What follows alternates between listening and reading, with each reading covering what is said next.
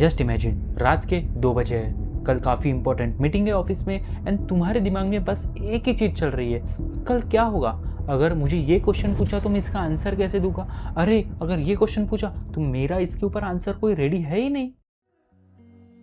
But relax, ये meeting की tension नहीं है भाई, इसे हम कहते हैं ओवर थिंकिंग। अगर आपको भी ऐसे ही सवाल आपके दिमाग में आते हैं किसी से बात करते वक्त या फिर कोई काम करते वक्त, तो इस वीडियो को लास्ट तक देखिए, इसका सॉल्यूशन के साथ सब कुछ एनालिसिस करेंगे। देखो, सबसे पहले एक चीज समझ लो, ये ओवर थिंकिंग कोई वीकनेस नहीं है, ये तुम्हारा ब्रेन है जो खुद को प्रोटेक्ट करने की कोशिश कर रहा है। बट द प्रॉब्लम इज ये प्रोटेक्शन इतना ज्यादा हो गया है कि आपके ब्रेन ने प्रेजेंट में जीना ही छोड़ दिया है। एक छोटी सी चीज या फिर एक छोटा सा काम जो बस 5 मिनट में हो सकता था, बट आपके ब्रेन ने उसको 2 घंटे तक ओवर थिंक किया। देखो, एक फनी चीज बता दो, जब हमारे पास किसी चीज का कंट्रोल नहीं रहता है ना, तब हम उसके बारे में और ज्यादा सोचने लगते हैं। बट द प्रॉब्लम इज जितना ज्यादा तुम सोचोगे उतना ज्यादा तुम्हें लगेगा कुछ ना कुछ गलत हो रहा है। चलो, अभी काफी हो गई बात ओवर थिंकिंग के ऊपर, अभी करते हैं इसके सॉल्यूशंस के ऊपर बात। Technique number 1, brain dump. देखिए, जब भी आपके दिमाग में कुछ ख्याल आ रहा होगा तब सब छोड़ दो, एक कागज लो एंड आपके दिमाग में जो है उसे लिखना स्टार्ट कर दो। आपको बस यहाँ पे लिखने का काम करना है, बिकॉज इससे आपका ब्रेन एम्प्टी होना स्टार्ट होता है। क्या आपको याद है हम हमारे फोन में क्लियर कैशे या फिर लैपटॉप में क्लियर कैश करते हैं?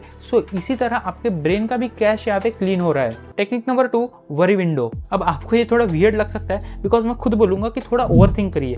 आपको जब भी ओवर थिंक करने का इच्छा हुई, कभी दिमाग में कुछ थॉट्स चालू हो गए, सब आपको छोड़ देना है, बस उसे नोट करके रखिए एंड दिन में एक स्पेसिफिक टाइम अलोकेट करिए कि मुझे इस 15 से 20 मिनट के टाइम के फ्रेम में ही मेरी जितनी भी ओवर थिंक है तब करनी है। And at any how condition आपको वो टाइम पे अच्छे से ओवर थिंक करनी है, बिकॉज बाद में आपके ब्रेन को ऐसा लगेगा कि हाँ, मुझे एक स्पेसिफिक टाइम अलोकेट किया गया है ओवर थिंक करने के लिए, सो मैं उसी टाइम में ओवर थिंक करूँगा। सो इससे होगा क्या कि आप आपके दूसरे कामों पे अच्छा फोकस बना पाओगे एंड आपके सारे काम अच्छे से हो जाएंगे। Technique number 3, 5 4 3 2 1 grounding. देखिए, जब भी ओवरथिंकिंग उसके पीक पे रहती है, सब आपको छोड़ देना है, बस आपके आजू बाजू देखना है एंड आपको कोई भी 5 चीजों की तरफ देखना है। ऐसी 4 चीजें जो आप सुन सकते हो, ऐसी 3 चीजें जिसे आप टच कर सकते हो, ऐसी 2 चीजें जिसे आप स्मेल कर सकते हो एंड ऐसी 1 जिसे आप टेस्ट कर सकते हो। एंड ट्रस्ट मी, ये प्रोसेस तुम्हें वापस उसी मोमेंट में लेके आती है जब तुम्हारी ओवरथिंकिंग स्टार्ट हुई थी। सो आपका काम में फोकस और बढ़ जाएगा। अब चलिए आपको एक चीज बताता हूँ, आपको आपके माइंडसेट को यहाँ पे ट्विक करना है। जब भी आपके दिमाग में ऐसा कोई ख्याल आया,